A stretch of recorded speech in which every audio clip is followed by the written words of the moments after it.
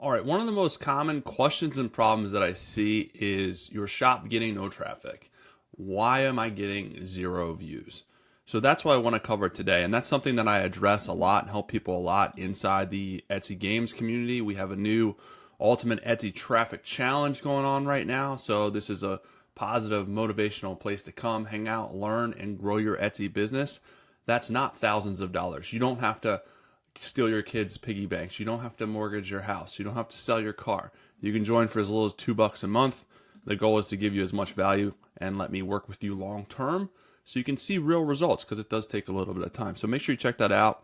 But let's dive in. Here's 8 steps. Here's 8 things to help fix this issue with the traffic problems. Some of this you may have heard before, some of you haven't. So I want to recap everything and do a full video for you guys. So the first thing that I want to talk about is views versus visits. What is the difference? Because a lot of people use visits and views interchangeably.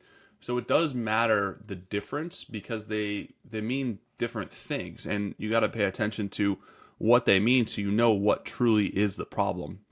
So views are how many times your listings appeared in front of shoppers, like how many times they're showing up inside of search and they are clicking into them and looking at them.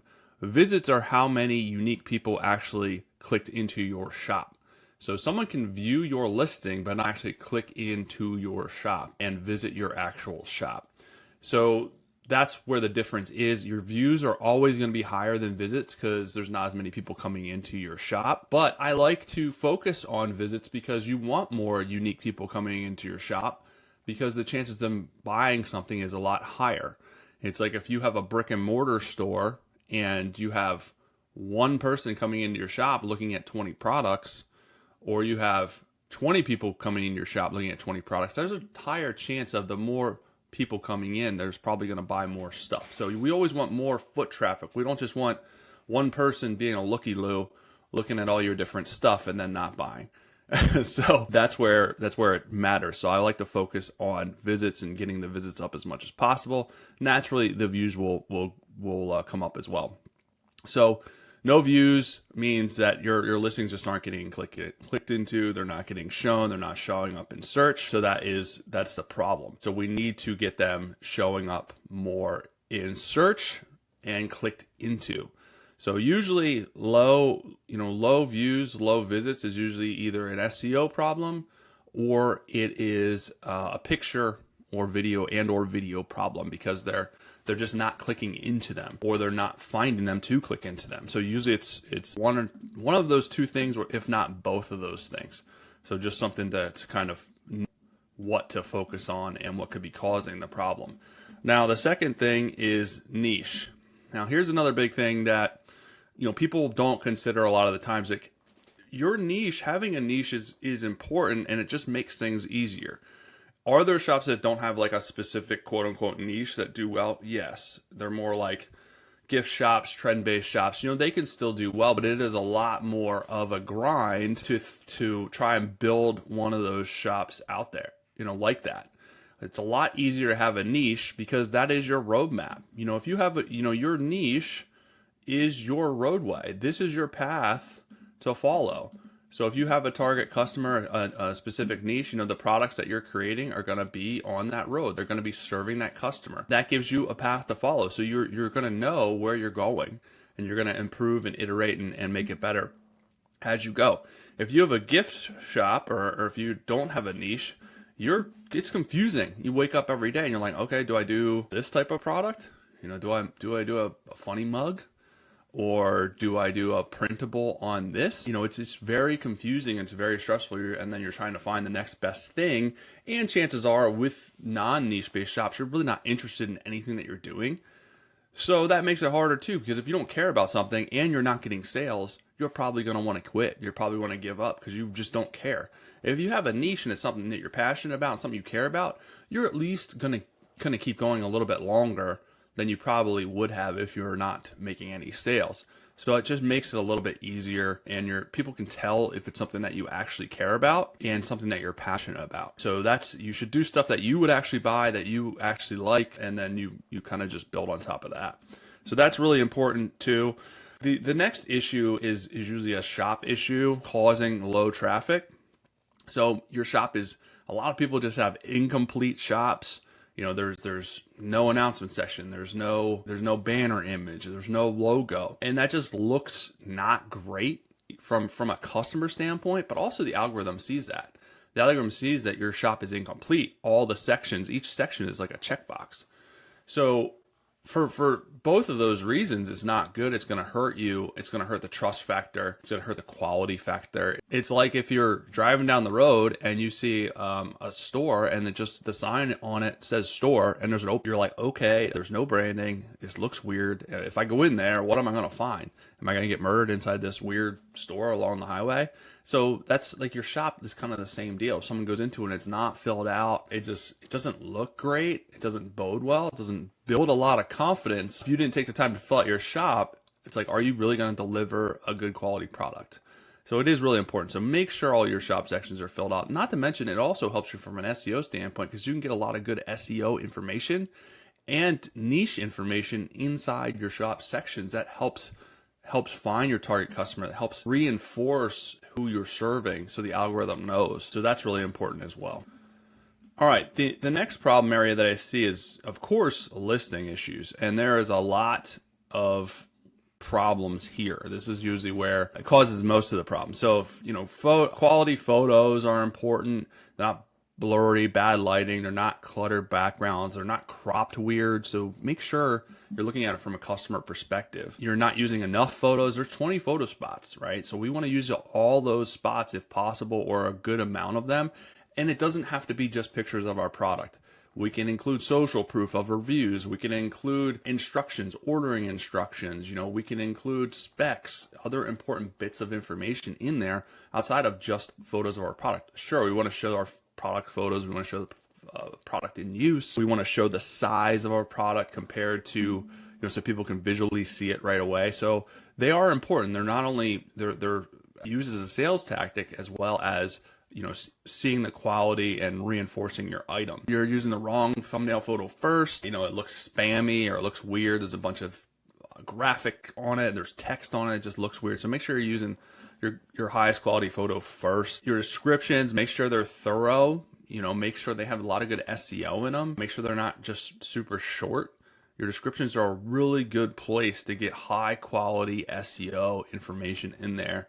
So not only algorithms can pick you up, but also AIs can pick you up. And that's where you can get the most information. So it is for your customer, but it's more so, I would say, even now for AIs and for algorithms to pick up that information and really get a good idea of what the item is and who it's for. Using all your tags and make sure your tags are relevant. Making sure that you're in the right category. Making sure you're filling out every field. All your attributes are filled out. Nothing is missed, because if you're missing stuff, people can filter by attributes. So you can get filtered out if you don't have them filled out. There are attributes that may not apply. Don't fill out ones that don't apply. But the ones that apply, make sure you're filling out so you don't get filtered out. SEO, titles, tags, descriptions, all that stuff matters. So make sure you're doing keyword research. Make sure you're using relevant keywords in your title, in your tags, in your descriptions, and the most important stuff. A lot of people skip on that. Every word, every SEO word is a line in the water to get found. There's a lot of opportunities there. If you're not taking advantage of all the opportunities, you're not having as many lines in the water, you're not going to catch as many fish, right? We want to be full. We want to be full of SEO fish as much as possible. Like I said, all the tags are important. Front load your most important keyword first in your title. That's what the algorithm looks at first and tries to match your customer with. Quantity is important. More listings equal more chances to be found. Shops with 50 to 100 listings consistently outperform shops with 5 to 10. It just makes sense from a numbers standpoint, right? The points. There's more information. There's more opportunities to get found. Strategy matters, though. It's not just about the number. If you put up 100 garbage listings, you're still not going to get results. We want to be strategic with what we're putting up. Making sure we're putting up listings that customers want. That's not garbage. There's quality involved. It's serving the niche. And the slow and steady progression of putting up those listings does matter. You don't just want to wake up one morning and put up 50 listings, because chances are most of them aren't going to sell. So that's why we want to pay attention to our strategy and release listings slowly so we can go back and see what's starting to work and then do more of that for our future listings and not waste a lot of time on 50 listings and probably most of them aren't going to sell and you just wasted all that time. Strategy and research. So before each item you list, you should have a strategy behind it. You should know, okay, this is something that's in demand. This is something that's serving my niche. This is something that's similar to what has already worked, what has already sold. So there should be a strategy behind what you do. You should be using tools to do keyword research, such as Alora. It's really important that you are putting keywords that people are actually searching with inside your listings. Otherwise, you're not going to get found. It's a waste. Make sure you're looking at your competition, not to feel bad about yourself. This is where people get it wrong. People look at competition and are like, well, they're selling way more than me. And then they feel bad about themselves and they give up. No, look at it like an opportunity. If they're doing it, you can do it too. See what they're doing. See what is working for them. Try it. Try some of those things. Get some product ideas. Put your own spin, your own flavor on it. Those are good. Those are breadcrumbs to follow. So you're kind of giving yourself more information. So yeah, just make sure the TLDR is just make sure you have strategies. We all have limited time in the day. Everyone has the same amount of time, right? The people that are getting, selling $100,000 worth of stuff in a year has the same time as people getting no sales. You have the same time as multimillionaires. Of course they have teams and stuff, but there was at one point these people did not have help, right? A lot of people didn't have help, so they had the same amount of time as you have. So just be strategic with the time that you do have, and you can move a lot faster. The next one is consistency. So this one, I beat it like a dead horse. The poor horse is crying because I beat this so much. Consistency. Etsy's algorithm rewards active shops. Not only Etsy's algorithm, any algorithm out there in the world rewards consistency.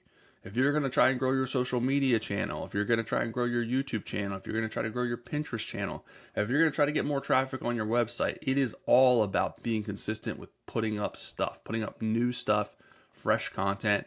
If you want to build muscle in the gym, if you want to run a sub 6 minute mile, you got to put in those, so make sure you're consistent with Etsy, refreshing your shop, listing consistently. You don't have to do a lot. I tell people 2 to 5 listings a week, just so you're kind of keeping things fresh, keeping things going. It builds momentum. It gives you more data points to look at so you can come back and do more of what's working, keeps your shop fresh. Etsy rewards fresher shops. Dormant shops will tank. If your shop's doing good and you stop putting up listings, you stop doing anything, your shop's going to tank. Doesn't matter how good you were doing before. And that's where a lot of people kind of sit back and they start doing good, and then they stop working on their shop and they're like, I don't know what happened. My traffic dried up. Well, you stopped doing things. The algorithm doesn't want to reward shops that aren't active because they want people to get the fresh, newest thing. They want their buyers to be happy. They want their buyers to come in and find the next thing that they want, some fresh stuff. It's like if you go to a big box store, if you go to Target, and it's my wife likes a dollar section or whatever, the couple dollar section right when you walk into Target. It's like things are like a couple bucks, all these trinkets. My wife loves it, but it's always different, right? So it's always like, oh, she always has to stop and see, well, oh, what's new, what's different. If it was the same thing every time, it would lose its luster. It'd be kind of aggravating. Like, this is the same junk we saw last time. And so it's the opposite effect. So that's what the algorithms don't want. That's what these platforms don't want. They don't want customers to come on, do a search, and it's the same old junk. They want the fresh, the new. So they're going to send more traffic to that stuff. So just know that, and that's what you have to focus on when you're working on your shop. All right, the last one is over-deliver, serve your niche. A lot of people just want to do this to make quick buck. They want to make money, and they're not serving their niche. They're not serving their customer. Treat everyone like your best customer. Ship the stuff fast. Respond to messages quickly. Go beyond expectations so you can not only get reviews, but you can deliver good customer service. But with your products too, with what you're doing, what can you do better than your competition's doing? Especially the better sellers out there. Can you tweak what you're doing? Can you deliver more value in what you're offering at the same cost? Or even at a slightly more cost, but it's way more value. There's ways to do it. Look at your top competition, look at what they're doing, and think, how can I do it better? A lot of people do the opposite. They're like, okay, how can I do this with, how can I do this faster? How can I do something similar that's like watered down just to get it up? And people aren't going to buy that. They don't want that. Try to do better. Do better than your competition. It's going to take you a lot farther. And this, everything comes back to stuff you're passionate about, serving your niche. Then you're going to be more apt to do it better because you actually care and you're actually a customer yourself.